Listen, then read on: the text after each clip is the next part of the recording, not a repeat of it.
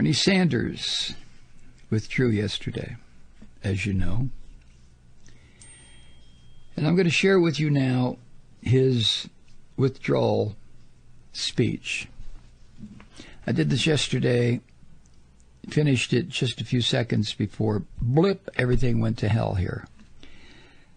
So I decided to do it again. I don't know if you've heard the whole speech. Maybe you have, maybe you haven't. But here it is. Good morning, and thank you very much for joining me. I want to express to each of you my deep gratitude for helping to create an unprecedented grassroots political campaign that has had a profound impact in changing our nation. I want to thank the hundreds of thousands of volunteers who knocked on doors, millions of them, in the freezing winters of Iowa and New Hampshire, and in the heat of Nevada and in South Carolina, and in states throughout the country. I want to thank the 2 million Americans who have contributed financially to our campaign and showed the world that we can take on the corrupt campaign finance system and run a major presidential campaign without the wealthy and the powerful. Thank you for your 10 million contributions, averaging $18.50 a donation. I want to thank those who phone banked for our campaign and those of you who sent out millions of texts. And I want to thank the many hundreds of thousands of Americans who have come to our rallies, town meetings, and house parties from New York to California. Some of these events had over 25,000 people, some had a few hundred, some had a dozen, but all were important. And let me thank those who made these many events possible. I also want to thank our surrogates. Too many to name. I can't imagine that any candidate has ever been blessed with a stronger and more dedicated group of people who have taken our message to every part of this country. And I want to thank all of those who made the music and the art an integral part of our campaign. I want to thank all of you who spoke to your friends and neighbors, posted on social media, and worked as hard as you could to make this a better country. Together, we have transformed American consciousness as to what kind of a nation we can become, and have taken this country a major step forward in the never-ending struggle for economic justice, social justice, racial justice, and environmental justice. I also want to thank the many hundreds of people on our campaign staff. You were willing to move from one state to another, and do all the work that had to be done. No job was too big or too small for you. You rolled up your sleeves and you did it.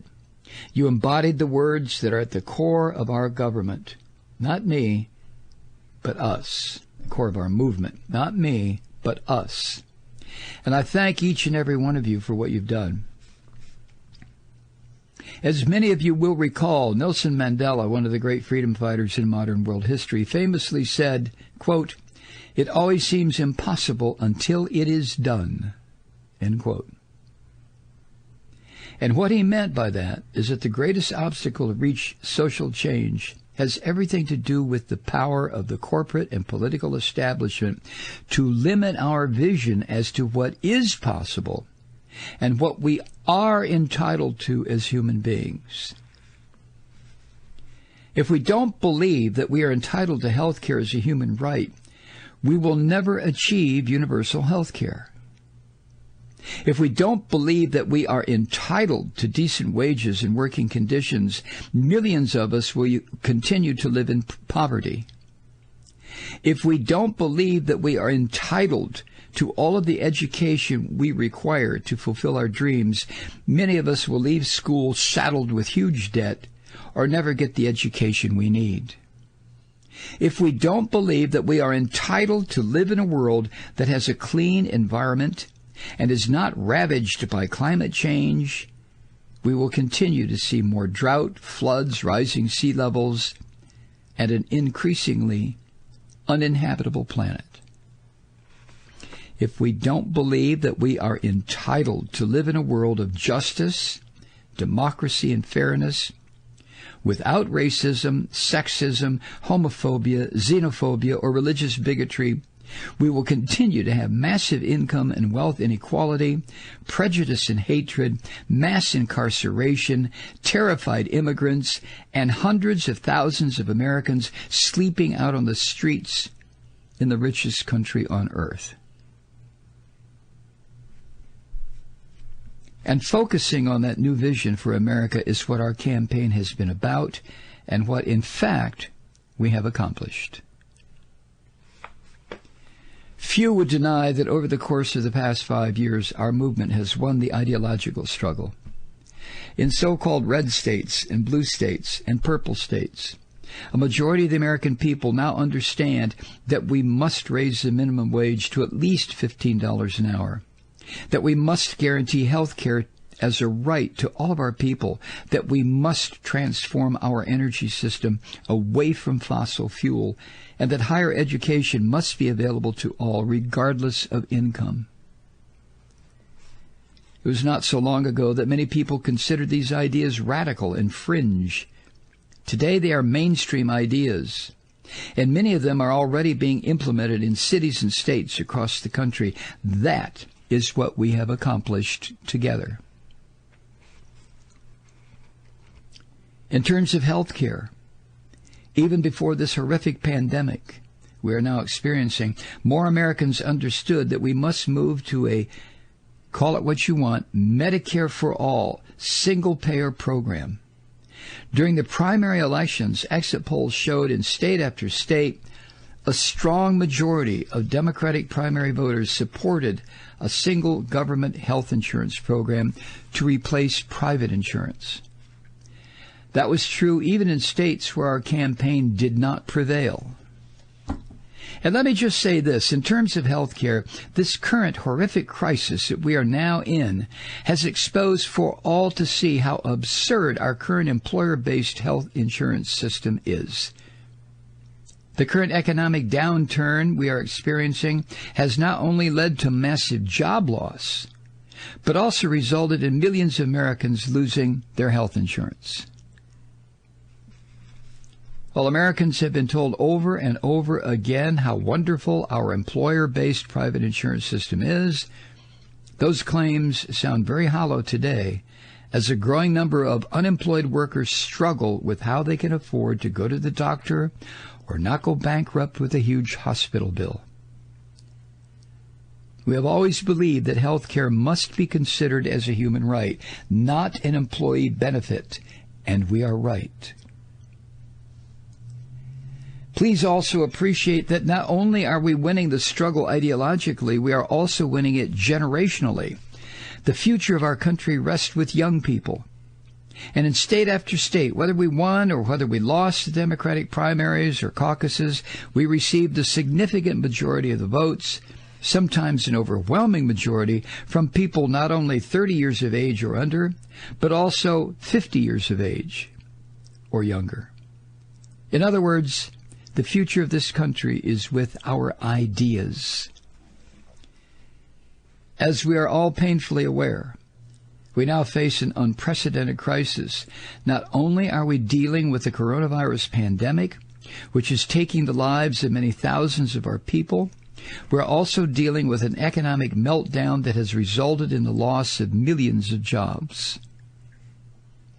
Today, families all across our country face financial hardship unimaginable only a few months ago. And because of the unacceptable levels of income and wealth inequality in our economy, many of our friends and neighbors have little or no savings and are desperately trying to pay the rent or the mortgage or even put food on the table. This reality makes it clear to me that Congress must address this unprecedented crisis in an unprecedented way that protects the health and economic well-being of the working families of our country, not just powerful special interests.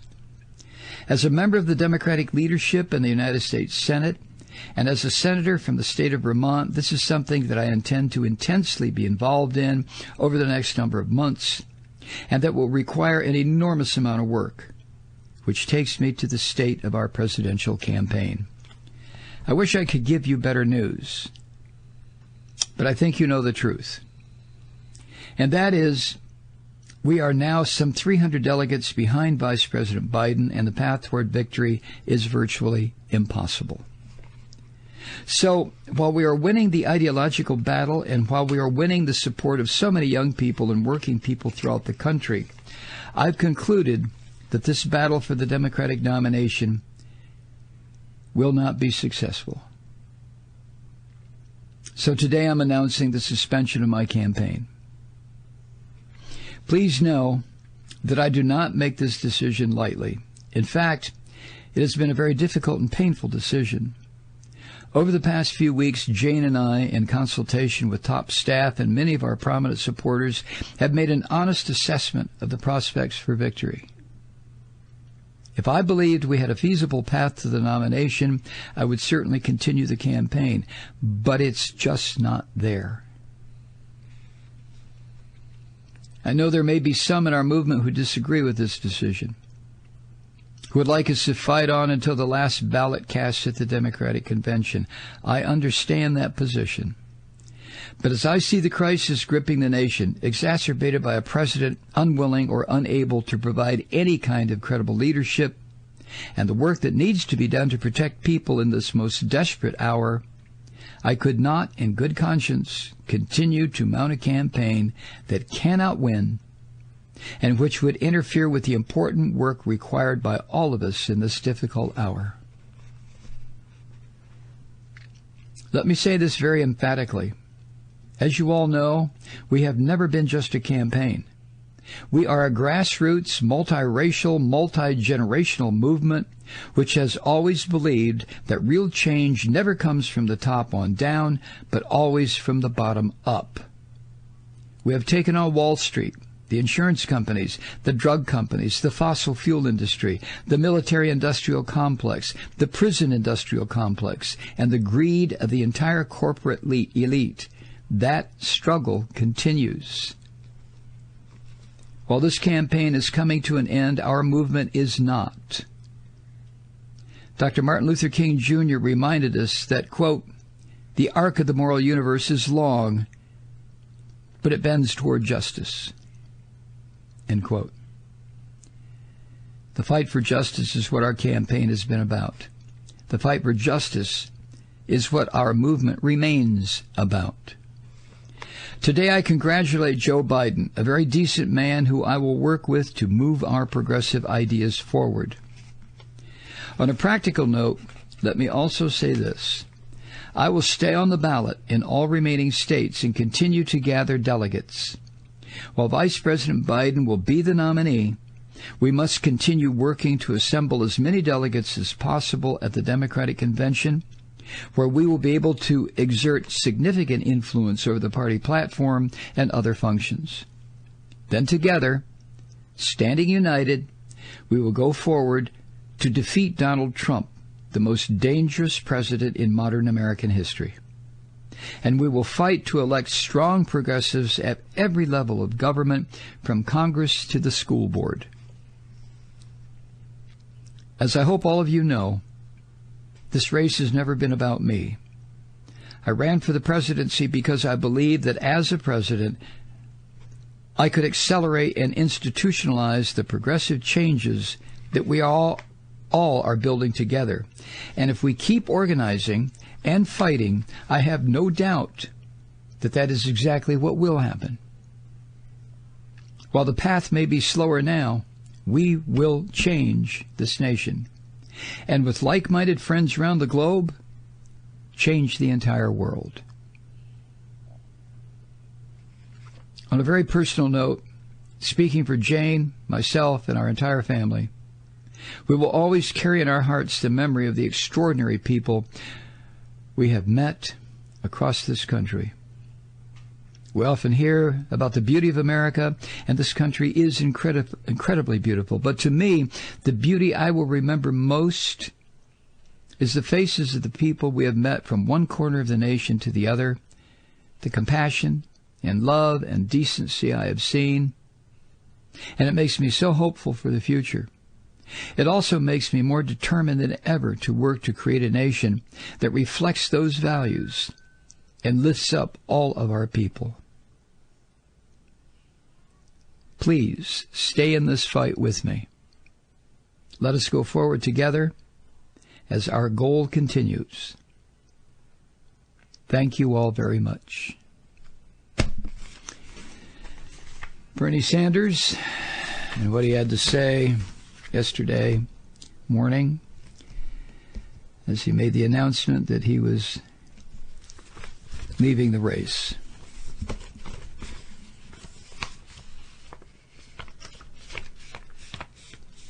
Damn. This is the second time that's happened. The first time in 2016. Now here we are 4 years later, and it happened again.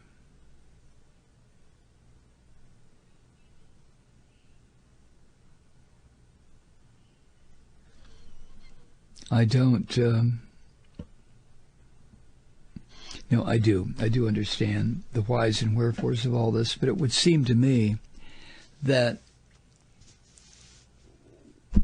not just for the young people who heard in Bernie Sanders' statements and policies hope that the human race wouldn't commit suicide in their generation, but also for older people.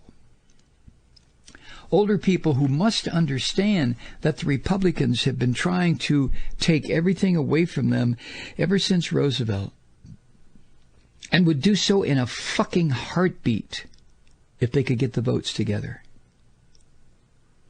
Because part of destroying the social safety net, part of destroying Medicare and Medicaid and retirement plans and all of it, part of that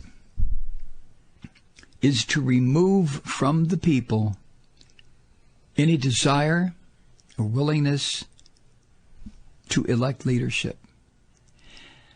The political right in this country, just like the religious fascists, do not want democracy.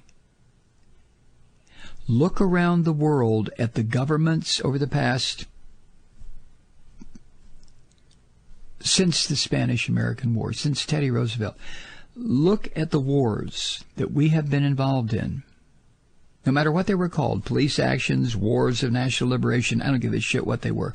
Every single war that we got involved in, the U.S. military got involved in, over the past century, has had to do with protecting the capitalist system, not protecting people, not helping people. That's bullshit. If you believe that, you're not a Democrat or a progressive or a liberal. You're a fucking uneducated idiot. And by education, you don't have to have a degree. I don't give a shit. But you should understand what the United States has been doing since 1898. You should just know. And if you want to decide that that course of action was proper and necessary, fine. If you wanted to, not fine, but I mean fine from the sense at least then you understand it. And if you want to believe it was not fine and not just and not honorable, that's fine too. But at least fucking know what we have done.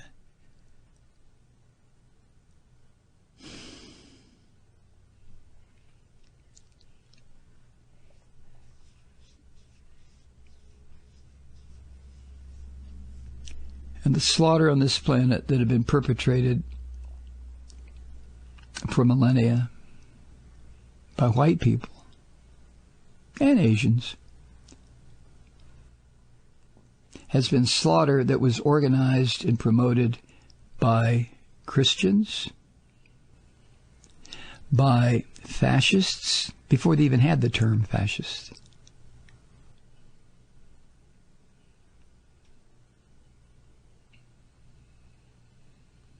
Either we take control of our economic and political systems, or we give ourselves over to living in a fascist dictatorship with a heavy dosage of phony, filthy, disgusting religion.